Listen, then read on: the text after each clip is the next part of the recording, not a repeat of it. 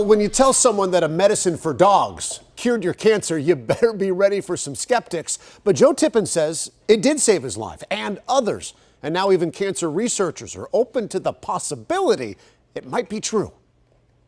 My neck, my liver, my pancreas, my bladder, in my bones, it was everywhere. 2 years ago, Joe Tippin says he was told to go home, call hospice, and say his goodbyes. The doctors were unanimous. He was going to die of small cell lung cancer. Once that kind of cancer goes that far afield, the odds of survival are less than 1%, and the median life expectancy is 3 months. Tippin says he went from 220 pounds to 110, but that was January of 2017.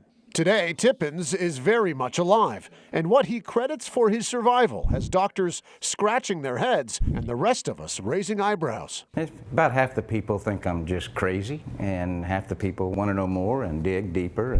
Tippin says he got a tip, not from a pharmacist, but a veterinarian. And in his desperation, he turned from people medicine to dog medicine, specifically fembendazole, or what you give a dog when it has worms.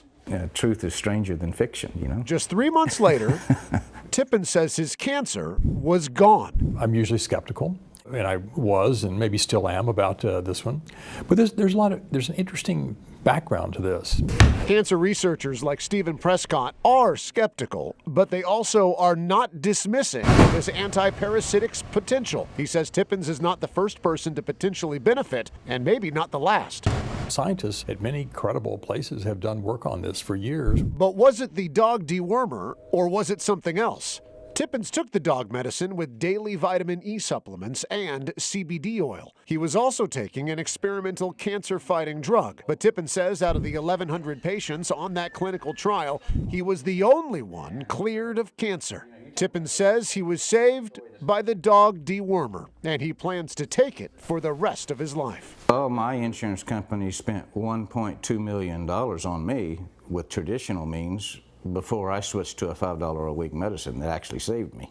Prescott says he's now working with Tippins to organize a case study. We're going to do it and see if we can confirm that in a very rigorous sort of clinical study sort of way that these patients had that kind of response. As for Tippins, I've got now over 40 success stories other than me. He's sharing his story on an online blog that has already been read more than 100,000 times. Most of the feedback positive or curious.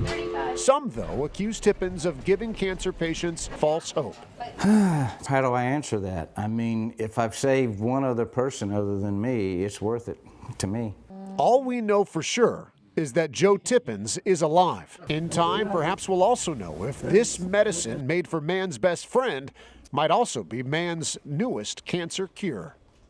Fascinating. You know, when you're in the fight for your life, you don't care what it is. If it works for you, it works. Yeah, absolutely. And he says, listen, I'm not a doctor, I'm not an expert, I cannot tell people to take this. I can't. He said, but it worked for me, and if somebody else wants to do the same thing, then they can do it too. Interesting thing, though, is that, you know, he mentioned $5 for that. He says it's actually doubled in price, because when you type in fembendazole in Google, one of the first or second things that pops up is cancer cure. Wow. So the talk is out there. More and more people are catching on, but just incredible story. Evan, thank you. Yeah.